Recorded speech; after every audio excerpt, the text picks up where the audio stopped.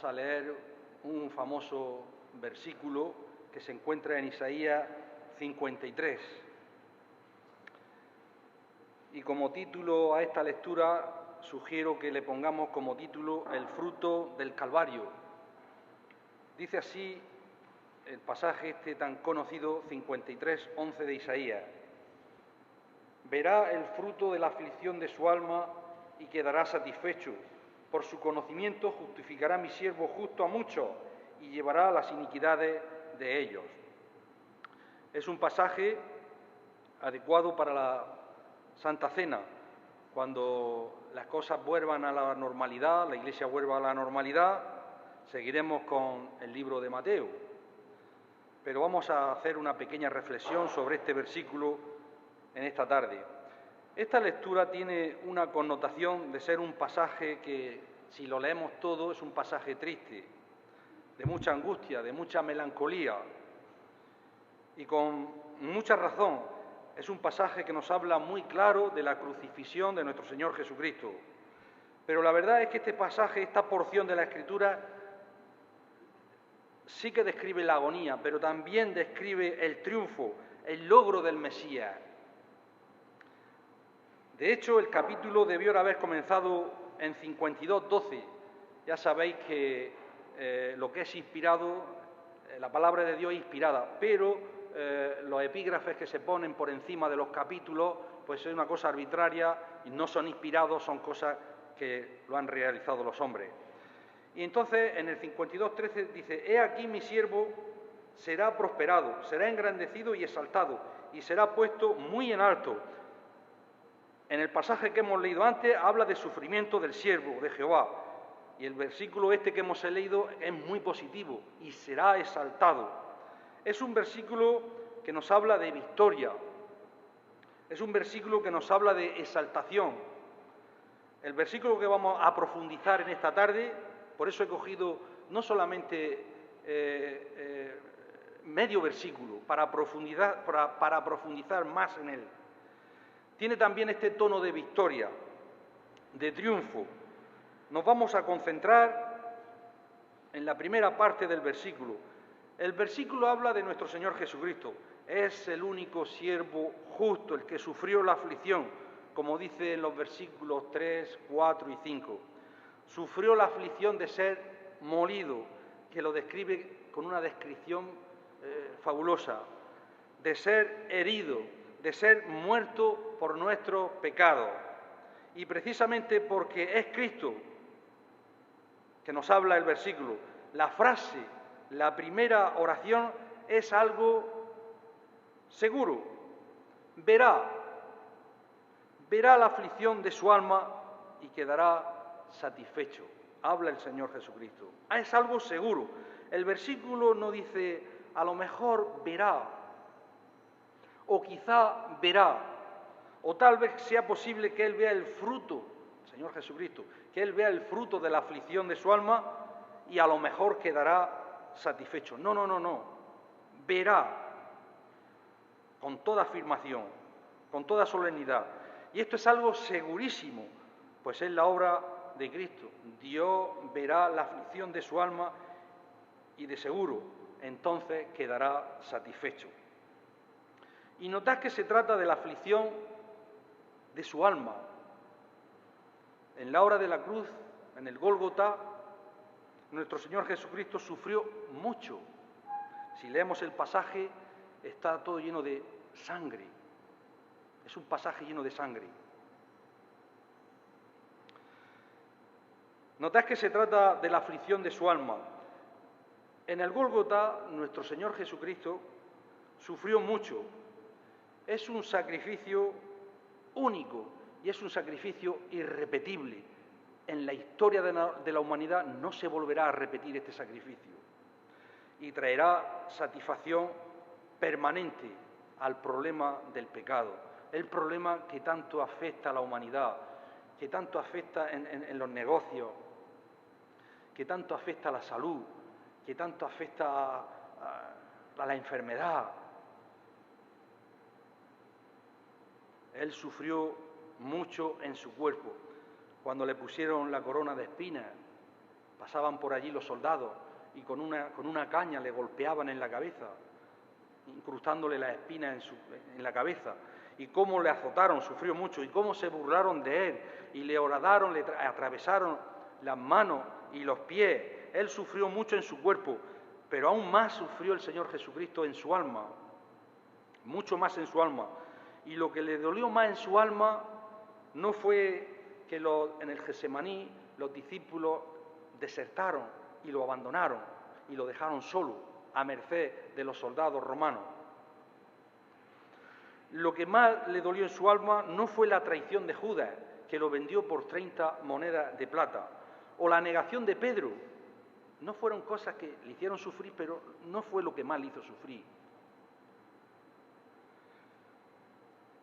Lo que más le dolió en lo más profundo de su alma fue el grito de Dios mío, ¿por qué me has desamparado? Todavía resuena el eco del Calvario, este grito todavía.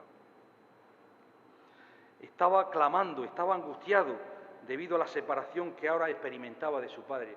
Mucha gente piensa que el Hijo de Dios, yo he oído comentarios de determinadas denominaciones, que Dios no tiene hijos.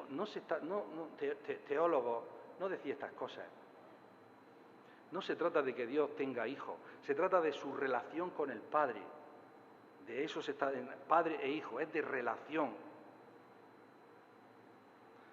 Y él se sintió angustiado debido a la separación que experimentaba de su Padre, y por primera y única vez en la eternidad, es la única vez que el Señor Jesucristo no se dirigió a Dios como Padre, siempre Padre, pero ahora Dios mío, Dios mío.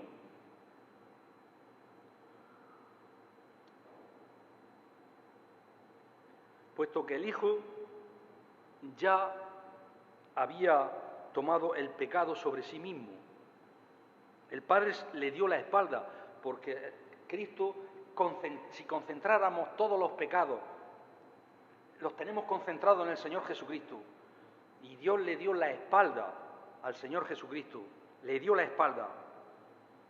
Dios volvió la espalda cuando Jesús estaba en la cruz, porque Dios no podía mirar el pecado. Dios es tan santo que no podía mirar el pecado. Por eso Dios le desamparó. El Señor Jesucristo no murió como un mártir o por una causa justa que él creía. Murió como un sustituto por los pecados del mundo. El Padre desamparó al Hijo, porque el Hijo llevó sobre sí nuestras rebeliones, nuestros pecados. Nosotros somos pecadores por dos vías.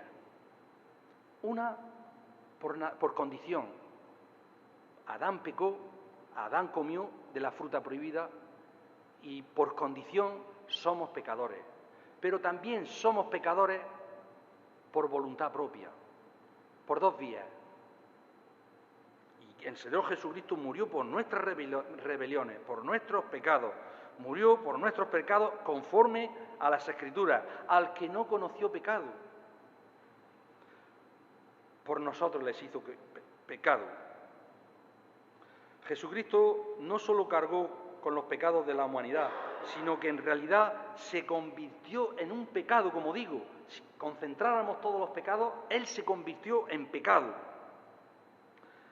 a favor del ser humano, a fin de que todos aquellos que hemos creído en Él puedan salvarse del castigo que merecen sus pecados. Dios mío, ¿por qué me has desamparado? Eso fue lo que más le dolió. Eso fue una agonía que hasta ahora se desconocía. Tanta agonía y tanto sufrimiento, la separación, perder la relación, romper, un cataclismo entre la relación entre padre e hijo.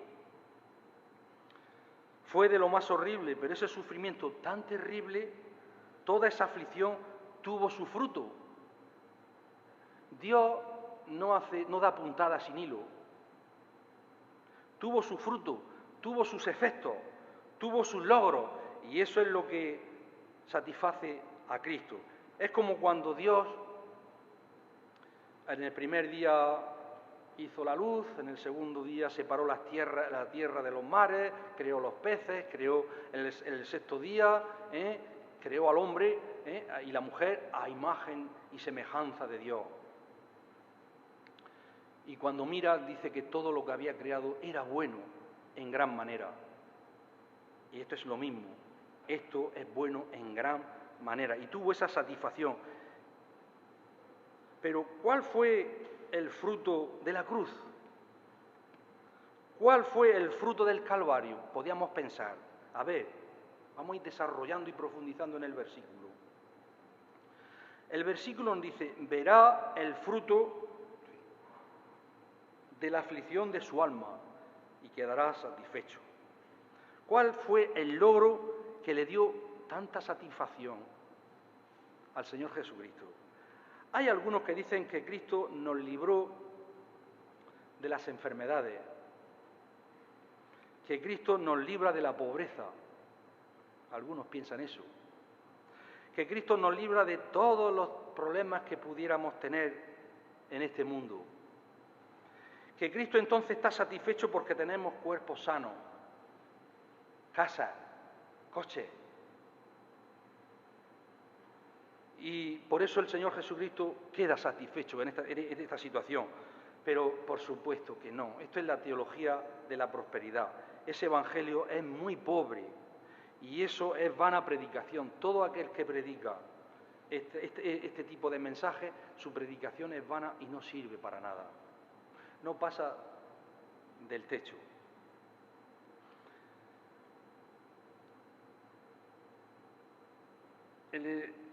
Creo que las personas que están buscando a Dios, algunas personas que están buscando a Dios, que entran a las iglesias y se les dice que si te acercas a Dios te va a ir muy bien, te va a salir muy bien todo en la vida, apoyándose en este versículo. Te vas a volver muy rico, vas a tener una casa en Galapagar, vas a tener un ordenador nuevo, todo te va a salir bien. Pero a la hora de la verdad, hermano, se confrontan con la vida, con la realidad de la vida, y hay problemas, y se ponen enfermos, y tienen problemas financieros. Y en la hora de la hora, estas personas, yo las conozco. Muchas veces tienen que fingir que todo les va bien, que son muy felices, pero la verdad es que no les va bien, que se sienten mal. Es más, tienen más problemas. La idea es absurdo pensar que Cristo sufrió tanto tan solo para darnos cosas materiales, cosas temporales. Esto no es así. Es absurdo pensar que Cristo sufrió para nuestra honra, para nuestra salud, para nuestra gloria. Es absurdo pensar así. Para nuestra prosperidad. Esto es totalmente absurdo. Pero realmente, ¿cuál fue el fruto de la aflicción del alma de Cristo? ¿Cuál fue el fruto? Vamos a ir centrándonos.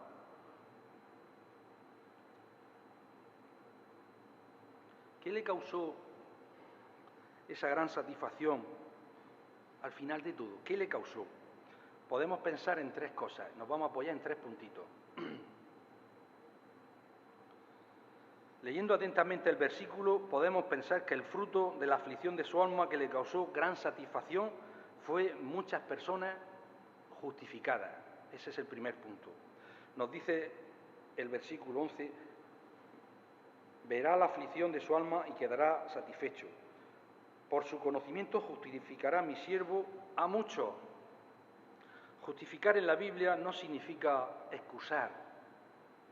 No significa que Dios nos da un justificante, un certificado que te dice excusado.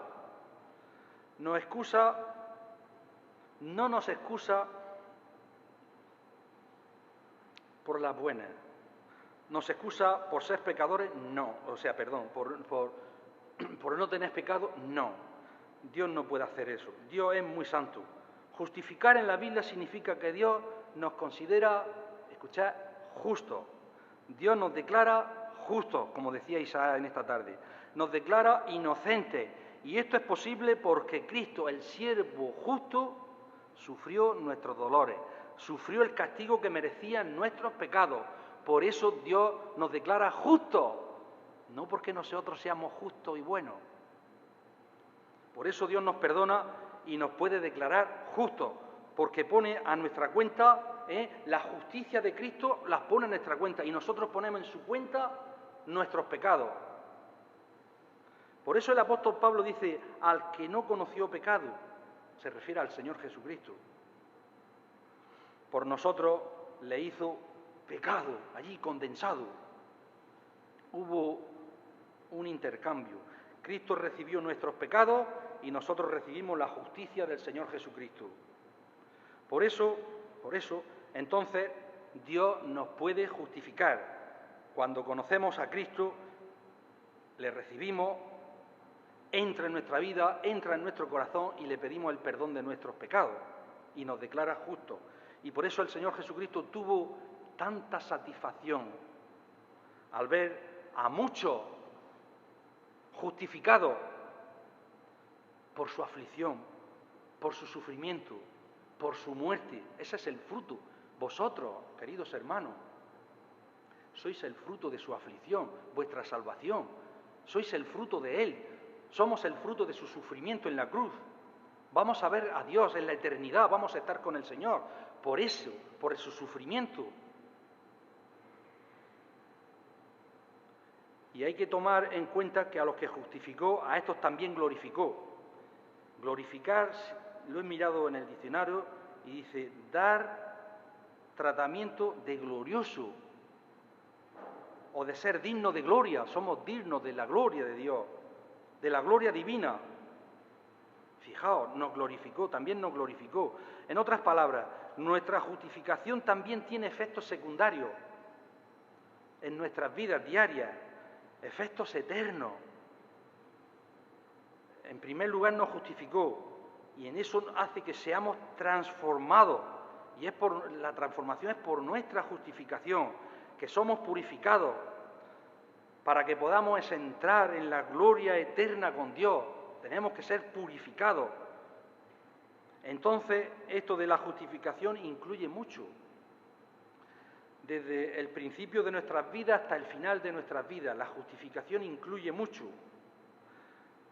Incluye nuestra salvación, incluye que somos adoptados hijos suyos, incluye nuestra resurrección y al final incluye nuestra eternidad con Dios. Este es el fruto que satisface al Señor Jesucristo. Y hay que subrayar que dice mucho.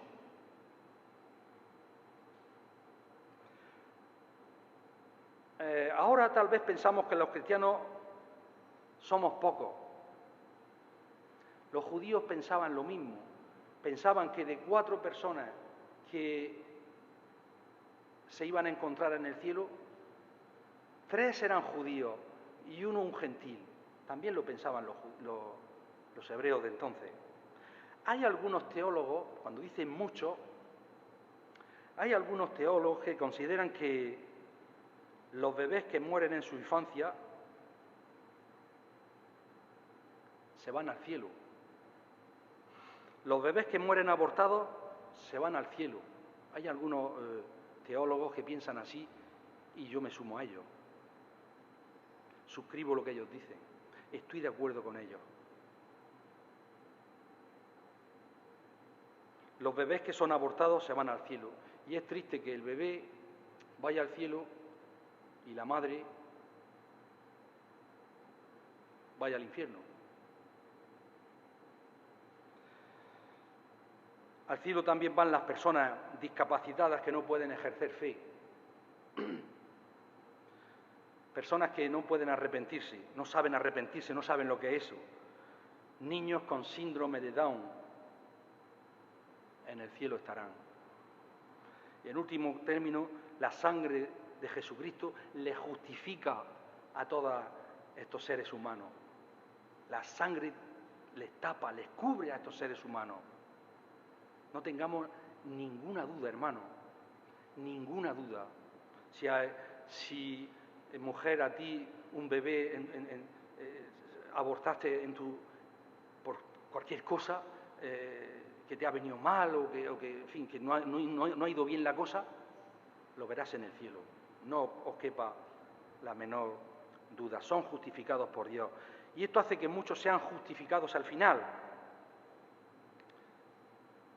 Y eso es cierto. Todo lo que estamos diciendo es cierto. Mucho. Incluye a todos los que he dicho. Pero también puede salvar a personas normales, a personas muy difíciles, a personas como Saulo de Tarso, que respiraba amenazas de muerte contra los cristianos. Salvó a Saulo. A personas como Manasés, que Manasés estuvo 52 o 53 años, no recuerdo, en rebeldía contra Dios, un rey de Judá que estaba en rebeldía contra Dios, era agorero, leía los tiempos, quemaba a los niños, los pasaba por fuego, un rey de lo peor.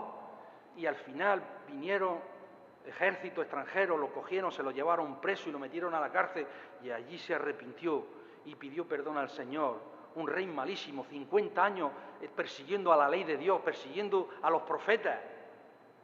Y Dios les perdonó. Personas malísimas que hicieron mucho daño al pueblo de Dios.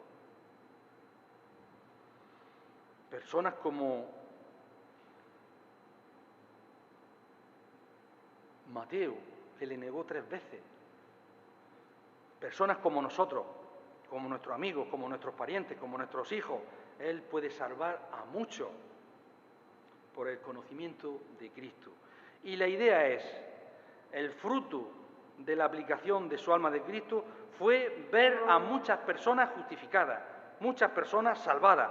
Por eso tiene gran satisfacción, como dice en Apocalipsis, que Juan en el cielo vio a una gran multitud que nadie podía contar, con vestidos, ropas blancas, que nadie podía contar, millones de personas. El sacrificio del Señor Jesucristo, queridos hermanos, no fue en vano.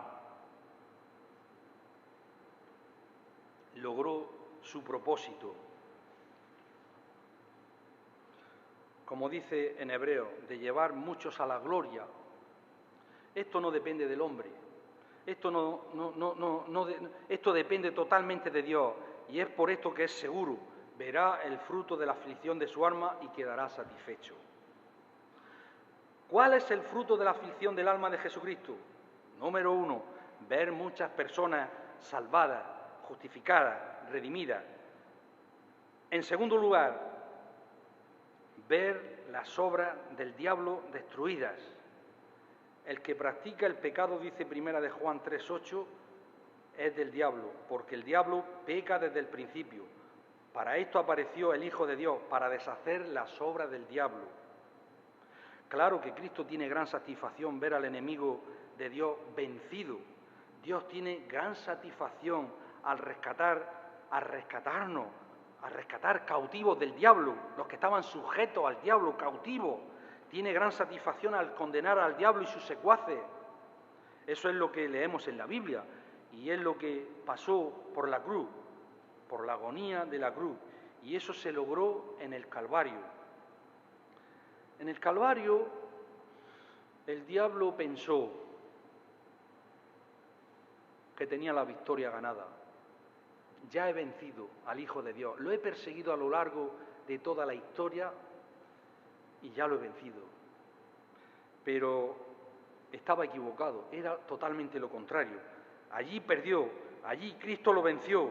Varios versículos nos enseña esto de la aflicción del Señor Jesucristo que destruye las obras del diablo. Juan 12:31, ahora es el juicio de este mundo, ahora el príncipe de este mundo será echado fuera, y yo si fuere levantado de la tierra, a todos atraeré así a mí mismo. Y decía esto dando a entender de qué muerte iba a morir. Y si leemos Colosenses, pues tenemos más de lo mismo. Anulando el acta de los decretos que había contra nosotros, que no era contraria, quitándola de en medio y clavándola en la cruz. y despojando a los principados y a las potestades, los exhibió públicamente, triunfando en ellos en la cruz. Cristo triunfó en la cruz, hermano. Triunfando sobre ella en la cruz. También si vemos Hebreos.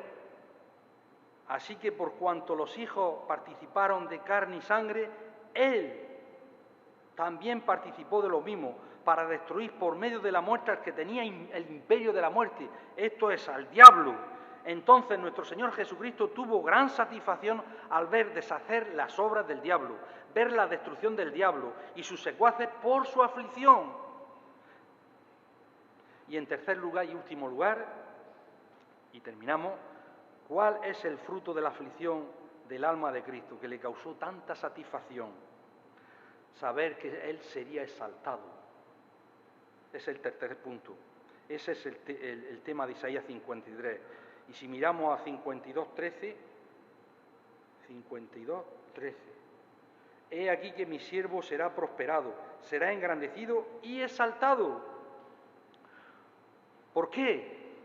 Porque Él murió, Él fue herido, Él fue azotado por nuestros pecados, y esto lo vemos a través de toda la Biblia. El pasaje más famoso lo tenemos en Filipenses, que no vamos a leer por la extensión. Ahí vemos los sufrimientos y la exaltación de nuestro Señor Jesucristo y la gloria. Y Cristo vio eso. Cristo vio eso. ¿Qué significa la exaltación de Cristo? Ya que es Dios mismo, ¿cómo puede ser exaltado más de lo que es? Si Cristo es Dios, ¿cómo puede ser exaltado más de lo que es? Pero como mediador que Él ve, esto es una satisfacción. Como mediador, Él lo ve y será exaltado. Recibir la gloria eterna con Dios. Como Dios por su sacrificio y por su muerte, nos dice 17:24. Padre, aquellos que me has dado, quiero que donde yo estoy, también ellos estén conmigo, para que vean mi gloria que me has dado, porque me has amado desde antes de la fundación del mundo. Y esto nos da una pista de lo que significa esto. Ahora, en la hora de la cruz, nuestro Señor Jesucristo ora por sus discípulos en el aposento alto. Estas cosas habló Jesús y levantando los ojos al cielo dijo: Padre, la hora ha llegado, glorifica a tu Hijo para que también tu Hijo te glorifique a ti.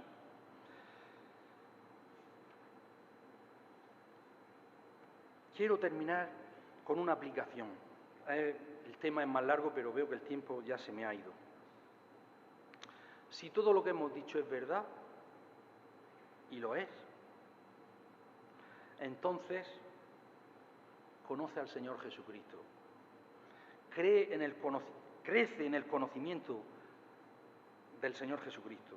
Como dice Pedro, crece en la gracia y en el conocimiento de nuestro Señor Jesucristo, para que seas justificado, porque la única manera que Dios te puede declarar justo, inocente, al final es si tú conoces a Cristo.